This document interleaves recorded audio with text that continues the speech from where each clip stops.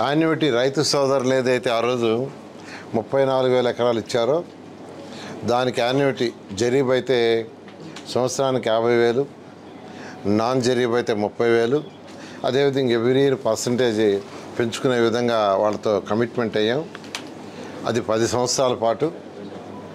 అయితే గత ప్రభుత్వం నిర్వాహం వల్ల వాళ్ళు చేసిన అనేక తప్పుల వల్ల యాక్చువల్గా ముఖ్యమంత్రి గారు దాన్ని కూడా యాక్చువల్గా ఎన్హాన్స్ చేశారు. అయితే మాకు యాన్యుటీ పడలేదని సోషల్ మీడియాలో అక్కడక్కడ చేస్తున్నారు.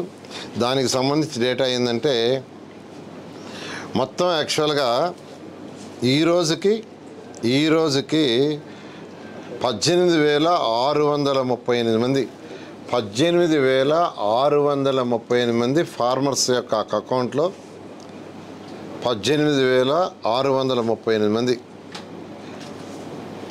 ఫార్మర్స్ యొక్క అకౌంట్ ఇదేంటి సార్ 163,67,29,471 రూపాయలు జమ అయిపోయింది. వేయటం కాదు, జమ అయిపోయింది. మొత్తం 18,638 మంది రైతుల అకౌంట్లలో 163,67,29,471 కోట్లు రైతుల అకౌంట్లో యాన్యుటీ జమ అయింది. అయితే ఒక 88 మంది రైతుల యొక్క బ్యాంక్ అకౌంట్స్ మనకు తెలీదు. అది డిఫాల్ట్ అని 53,76,136 రూపాయలు వెనక్కి వచ్చింది.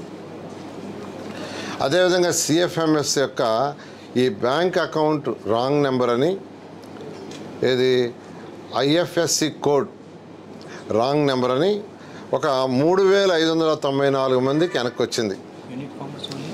అది 7,25,83,689.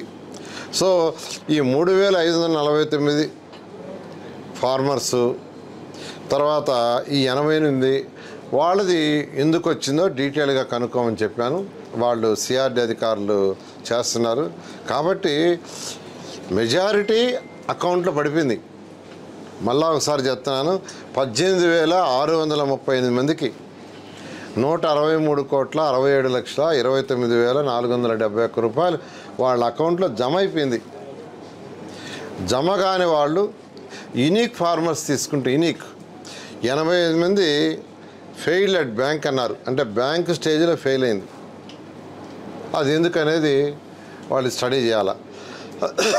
అదేవిధంగా సిఎఫ్ఎంఎస్ దగ్గర ఫెయిల్ అయింది. అది ఐఎఫ్ఎస్సి కోడ్ రాంగ్ అని వచ్చింది. అది యూనిక్ ఫార్మర్స్ అయితే 594. అందువల్ల నేను అందరికీ చెప్తున్నాను, దీనికి ఒక ఆన్లైన్ సిస్టము ఎస్టాబ్లిష్ చేయమన్నాను. బహుశా రేపు ఎల్లుండి ఎస్టాబ్లిష్ చేస్తున్నారు.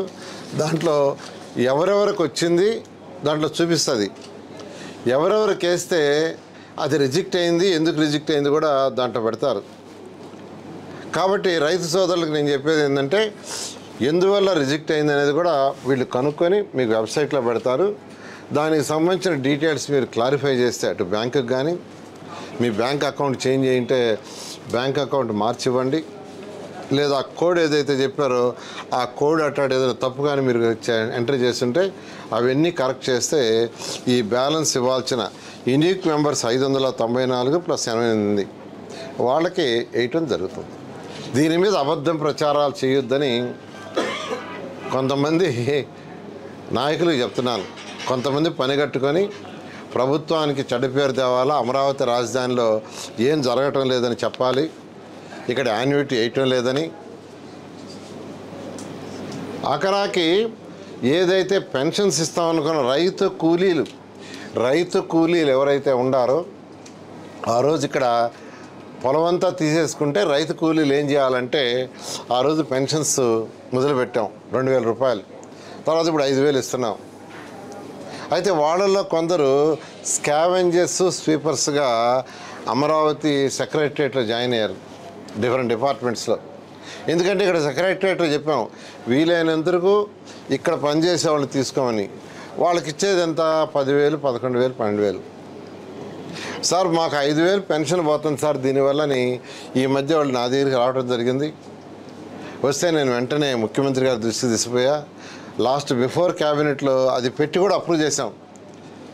ఎవరైతే రైతు కూలీలు ఉండి వాళ్ళు స్కావెంజర్స్ స్వీపర్స్గా జాయిన్ అయ్యి ఆ తక్కువ జీతం తీసుకుంటున్నారో వాళ్ళకి గత ప్రభుత్వం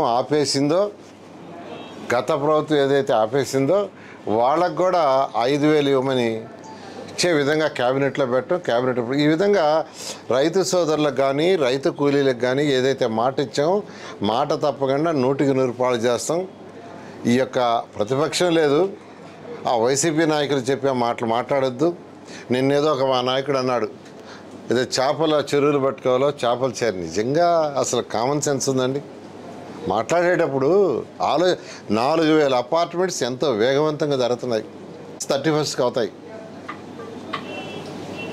ఆ 4,000 అపార్ట్మెంట్లో ఉండే వాళ్ళకి ఫెసిలిటీ కోసం ఎస్ఆర్ఎం విట్టోళ్ళని పిలిచి 2 స్కూల్స్ స్టార్ట్ చేస్తున్నారు. రేపు జూన్కి CBSE స్కూల్స్ 2 వాళ్ళు స్టార్ట్ చేస్తున్నారు.